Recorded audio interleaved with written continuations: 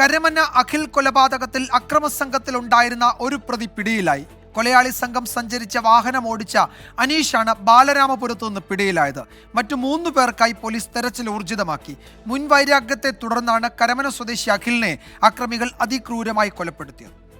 ഇതിൽ 4 പ്രതികളെയാണ് police തിരിച്ചറിഞ്ഞിട്ടുള്ളത്.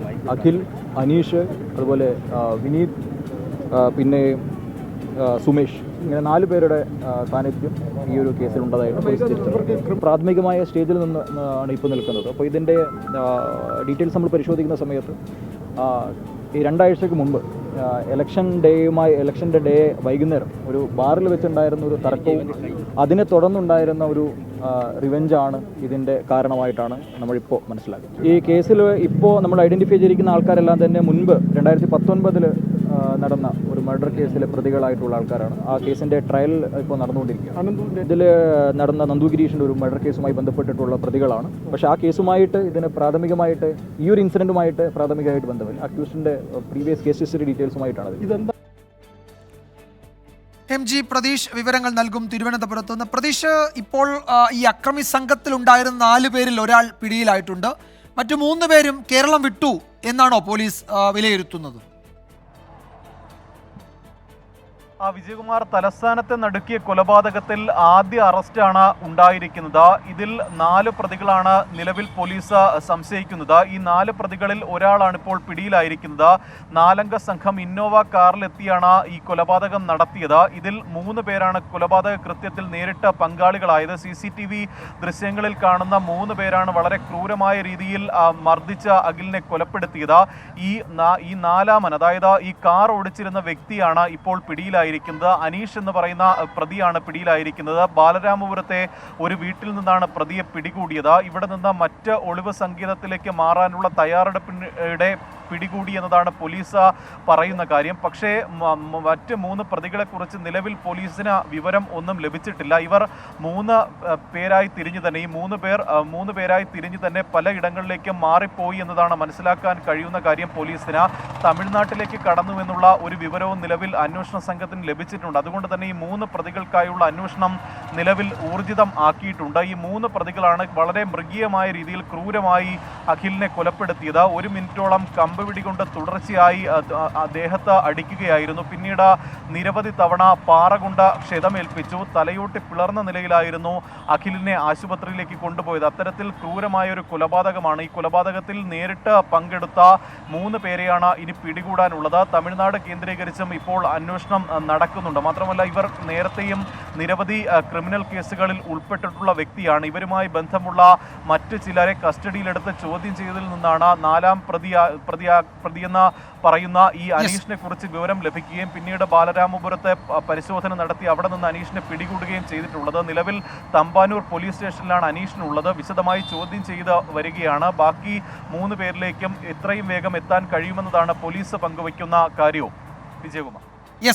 MG പ്രതീഷാണ് തിരുവനന്തപുരത്ത് നിന്ന് വിവരങ്ങൾ നൽകിയത്. അതേസമയം തലസ്ഥാനത്ത് ഗുണ്ടാ സംഘങ്ങളുടെ വിളയാട്ടം തുടർക്കഥയാകുമ്പോൾ ക്രമസമാധാനം ഉറപ്പാക്കാൻ പോലീസിന് കഴിയാത്തത് എന്തുകൊണ്ടാണ്?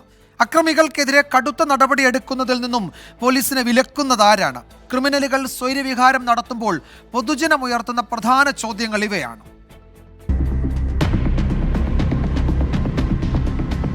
പോലീസ് സർവൈലൻസ് സംവിധാനം 24 മണിക്കൂറും ഉണർന്നു പ്രവർത്തിക്കുന്ന തിരുവനന്തപുരം നഗരം.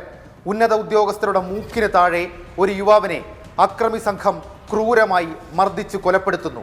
അതെന്തൊരു അസ്വാഭാവികതയാണ്!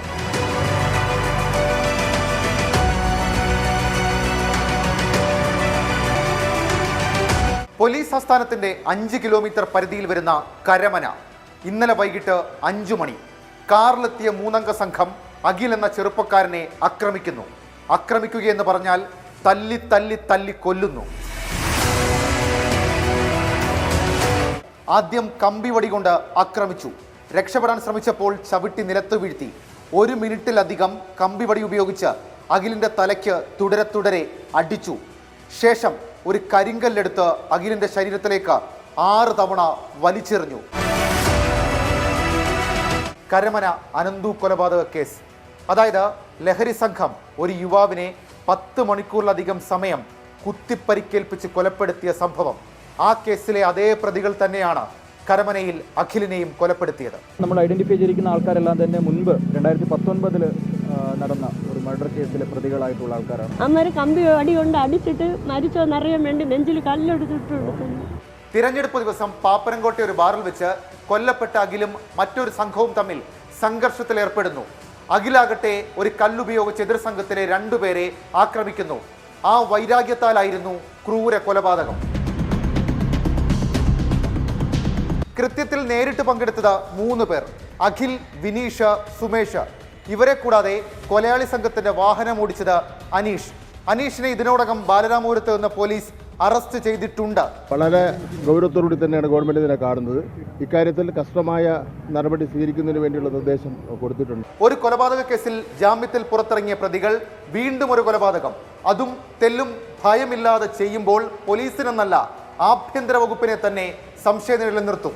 തിരുവനന്തപുരത്ത് തുടർച്ചയായി ഇത്തരത്തിലുള്ള ആക്രമണങ്ങൾ നടക്കുന്നതിലൂടെ ഇവിടുത്തെ ക്രമസമാധാനം തകർന്ന് തരിപ്പണമായതാണ് നമുക്ക് കാണാൻ കഴിയുന്നത്. രാഷ്ട്രീയ ആരോപണങ്ങൾ എന്തുമാകട്ടെ, പെരുവഴിയിൽ ഒരു ജീവൻ ക്രൂരമായി അപഹരിക്കപ്പെട്ടു.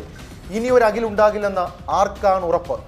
ജനങ്ങളുടെ മനസ്സിൽ പരിഭ്രാന്തി ഉണ്ടാക്കുന്ന ഇത്തരം സംഭവങ്ങൾ ആവർത്തിക്കാതിരിക്കാൻ ആഭ്യന്തര വകുപ്പ് എന്ത് നടപടികൾ സ്വീകരിക്കും? ഷഫീദ് റാവുത്തർ, 24 തിരുവനന്തപുരം.